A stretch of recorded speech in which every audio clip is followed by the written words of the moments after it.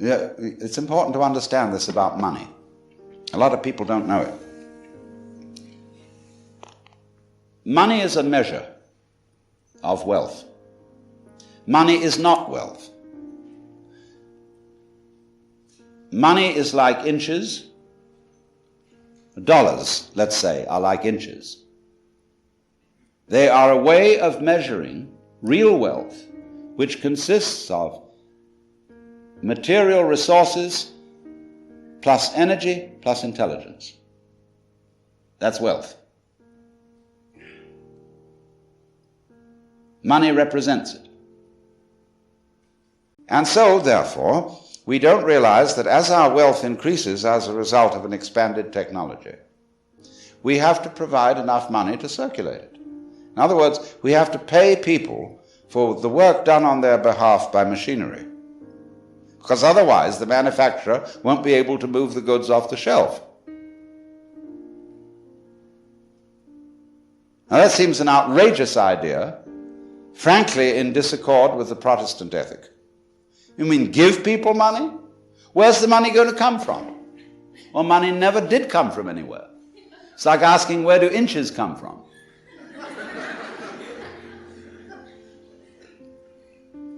It's simply a question of realizing that technology was invented to save labor. That doesn't mean in order to dismiss your employees.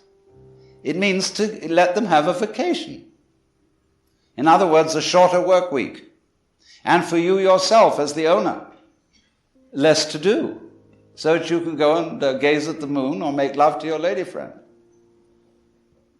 And why not do it? Well, everybody feels guilty about it.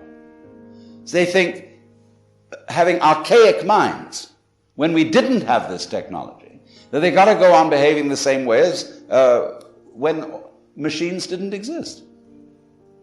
But now we have them. But we won't use them, except in silly ways.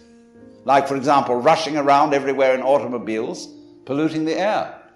You know, you don't really have to commute in most businesses if you have a telephone. Ever thought about that?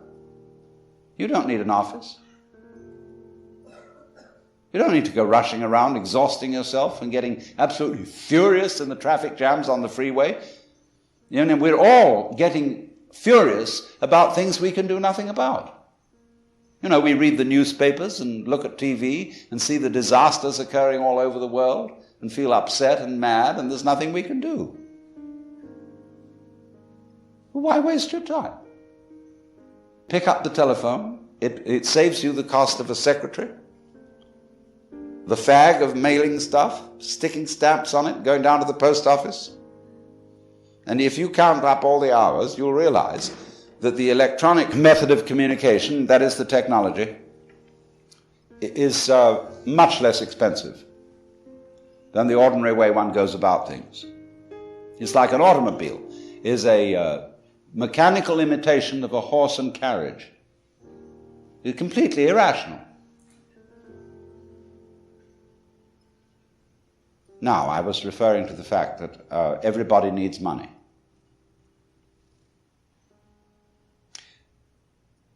And while this is the system, while this is the social consensus, everybody doesn't need money. But while it is the social consensus that that's what we all need, let's be frank about it. And not say, therefore, of the person whose interest is in higher things, whether it be academic, religious, or artistic, oh, you don't need money, because your satisfaction is surely in doing your work. The only people who need money are the people who are miserable at their work. Because they're there to make money. Let's drop the hypocrisy. The scholar, the artist, in this context where everybody has to have money to live, needs money just as much as everybody else and should be paid accordingly. This applies particularly to the teacher in the schools, or whatever, you know, people who are put down and saying, oh, you're a teacher, Or you're a clergyman. You don't need money because you live on the Spirit. That's rubbish. But we are living under conditions where money, as I have tried to explain, is not understood, where it is not seen for the fiction and the useful fiction which it is. And so what do? We have income tax, which is the most absurd system of accounting ever conceived. Have you ever figured out what it costs to pay income tax? Not just the tax itself, but the cost of paying it to yourself and to the government. It's colossal. And I raise the question then, why do it at all? Why doesn't the government simply take off the top as much money as it needs and issue the rest? It'd be much simpler. All the silly business that torments everybody would be cancelled. And the Department of Internal Revenue and all its officers, they needn't be frightened of losing their jobs,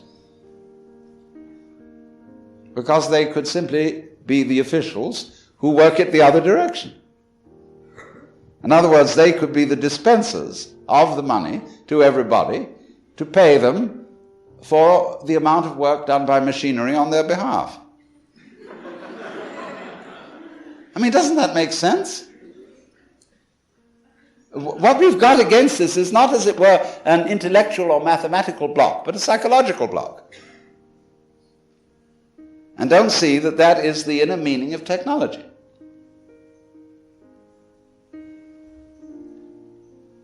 To save labor.